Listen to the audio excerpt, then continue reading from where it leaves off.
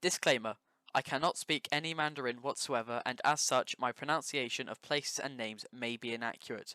This video is no more than a fun side project. Any offense taken is not intended. Most Chinese imperial dynasties followed as so. In a time of famine, natural disaster, and the corruption of the previous dynasty, a man with good ideas appears and promises to solve everything. He gathers an army and overthrows the previous government, becoming the new emperor. His reign is viewed as a golden era for China, and he is viewed as a virtuous ruler. However, over time, his descendants become more and more corrupt, until they lose their mandate of heaven and are overthrown by the new dynasty. The Qin Dynasty, however, is not like these other dynasties.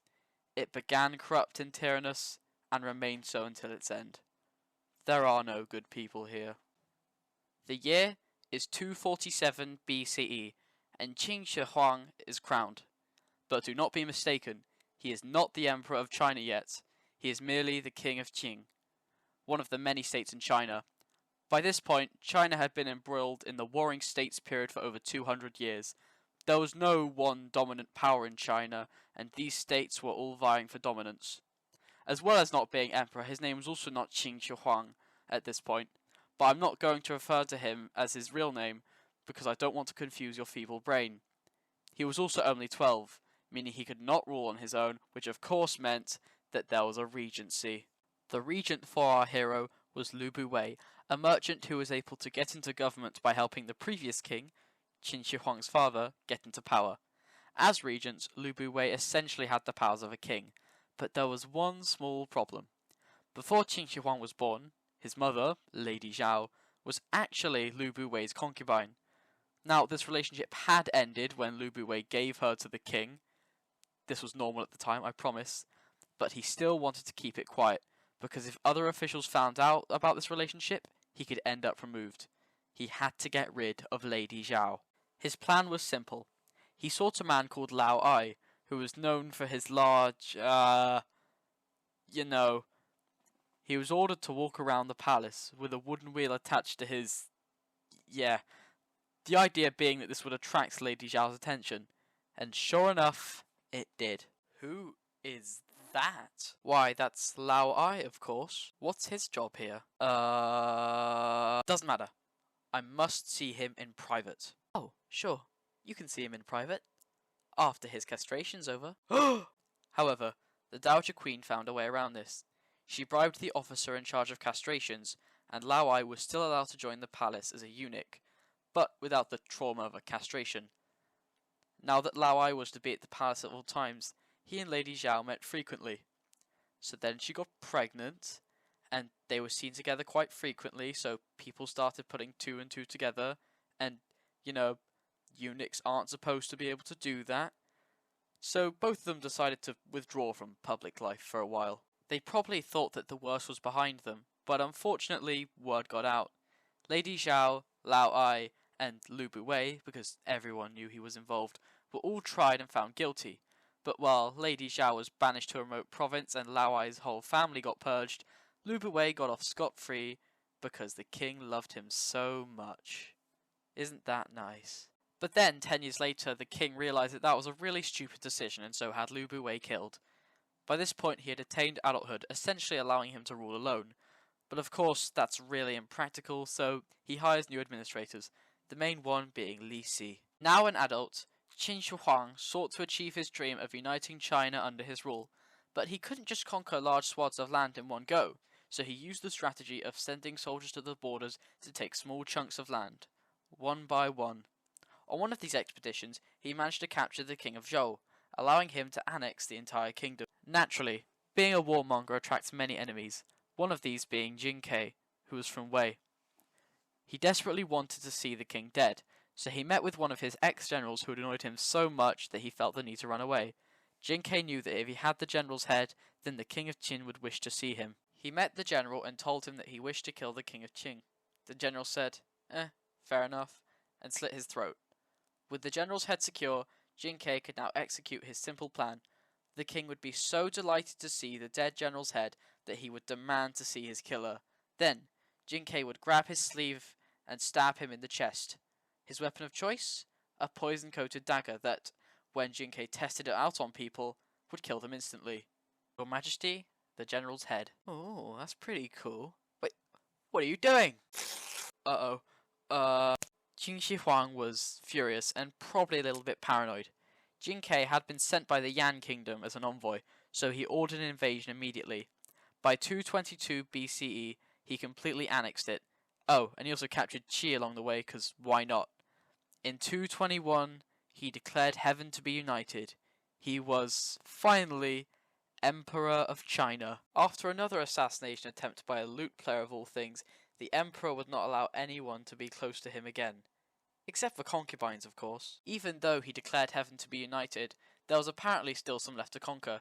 He drove out barbarian tribes in the north and sent a general to conquer all land south of the Yellow River. It was here that the Great Wall of China was built to keep out foreign invaders. 5 million people were conscripted to build it and 3 million died, so you better appreciate it. Although, if you visit the wall today, you'll mostly be seeing parts of it built by emperors long after Qin Shi Huang died. Most of his wall is now long gone.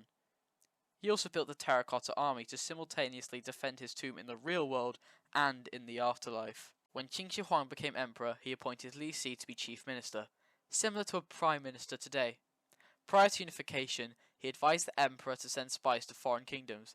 These spies would influence kings into despising all the other kingdoms, ensuring that no coalitions would form against the Qin, allowing them to steamroll over China. Essentially, he did all the heavy lifting. Aside from becoming an all-powerful emperor, Qin Shi Huang's main dream was to live forever. He sent people far and wide to search for an elixir of eternal life, but to no avail. Eventually, he decided to try and find some himself, taking with him Li Si, Zhao Gao, the director of palace coach houses, and Qin Shi, his second son, because his eldest, Crown Prince Fusu, was busy attending to an army. Ironically, in search for eternal life, the emperor died of sickness. That's fine. Prince Fusu becomes emperor, right? Well, not exactly. The 3 men who accompanied him despised Fusu, and he most likely would have had them killed. The emperor had known that he was on death's door, and so had written a letter to Fusu inviting him to his funeral. But the letter had not been sent yet, and they had control of the emperor. No one else had to know that the emperor was dead yet. After all, the stench of his dead body could just simply be covered by the smell of fish from fish carriages that Li Si had mysteriously ordered to surround the emperor's carriage at all times. They forged an imperial mandate, saying that Prince Fusu should kill himself and that Qin Shi should become the new crown prince. When Fusu saw the letter, he said, "Well, fair enough, can't argue with that," and slit his throat. Soon after Fusu killed himself, the death of the emperor was announced to the nation. Qin Shi was declared emperor in 210 BCE. Li Si kept his position, but Zhao Gao was made director of palace gentlemen, essentially meaning that he ran the emperor's house. Zhao Gao was concerned that, since no one knew who the new emperor was, they wouldn't be loyal to him and so would rebel. His solution? Make everyone so paranoid that they would be too scared to rebel. Nothing could go wrong. Punishments for all crimes were harshened, mostly resulting in more deaths.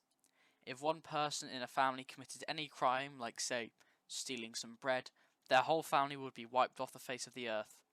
All of Qin Shi Huang's administrators were replaced with new ones that were loyal to Zhao Gao. If an official or princess committed a crime, they would be tried by Zhao Gao himself, who was likely to find them guilty and sentence them to death. 12 princes were executed and another 10 were drawn and quartered, and the property of those killed was seized by the government, so that was probably Zhao Gao's motive. One of the executed princes was Prince Zhongli. He sent a letter to the emperor asking what crime he was being accused of. The response? "We cannot tell you at this current time." Everyone in China lived in fear that they would be next on the chopping block, including government ministers. One of these such ministers was Li Si. Li Si wanted Zhao Gao gone, and so pled with the emperor for his removal. But Zhao Gao controlled the imperial household, which meant that he controlled the emperor, and he wasn't too happy about Li Si trying to get him fired. He accused Li Si of plotting rebellion, found him guilty, flogged him 1,000 times, sent him and his son to prison before finally executing them both. With the position of chief minister now vacant, Zhao Gao decided to grant it to himself. He now had absolute control of the empire, and since Qin Shi was extremely weak and would not dare go against him, he would not need to kill him. Right? One day, Zhao Gao brought a deer into the palace. He told the emperor that it was a horse. The emperor thought it was a deer and asked other councillors to reassure him, but the councillors knew that if they were on Zhao Gao's bad side, well, they'd all be killed. So they all begrudgingly went along with it and said, "Oh yes, what a fine stallion, you must be mistaken, your royal highness." And he believed them. This incident proved to Zhao Gao that the emperor was gullible. In 207 BCE, while hunting, the emperor shot and killed a traveller. Oops. Zhao Gao advised him that he should hide away in the palace for a bit, wait for the situation to die down. With the emperor out of sight, he forged an imperial edict, telling the imperial guards to face towards the palace, swords in hand, while wearing plain clothes. Wait, why did the emperor want us to do this again? Ask any questions and you and your family will find out what happened to Li Si. Yes, sir. Zhao Gao visited the emperor in his tower and told him that this was a horde of rebels who wanted to overthrow him. He convinced the emperor to kill himself. Zhao Gao then tried to establish himself as emperor, but no other official would go along with this, so instead he appointed King Shi Huang's brother, or nephew, or grandson. Look, the link is disputed, but that's not the point. The point is that he's emperor now. Except, no, he's not the emperor. He's only the king of Qing. And he was only king for 40 days before being ousted. Why? Because while Zhao Gao was busy engaging in petty politics and a reign of terror, something else was happening east. Let's rewind a bit. In 208 BC, Chen Sheng and Wu Guang had been sent to Yueyang as part of an imperial scheme to defend the frontier against nomads. They were both made heads of the camp and were ordered to head there. Unfortunately, heavy rain made the roads impassable, delaying their journey. The problem was that, under imperial law, if they were late to their duties, they would be executed. Not wanting to die, they made a realization. You can't be tried by the government if the government doesn't exist. And so, they began plotting rebellion. When they arrived at their camp, they killed the commandants and rose up.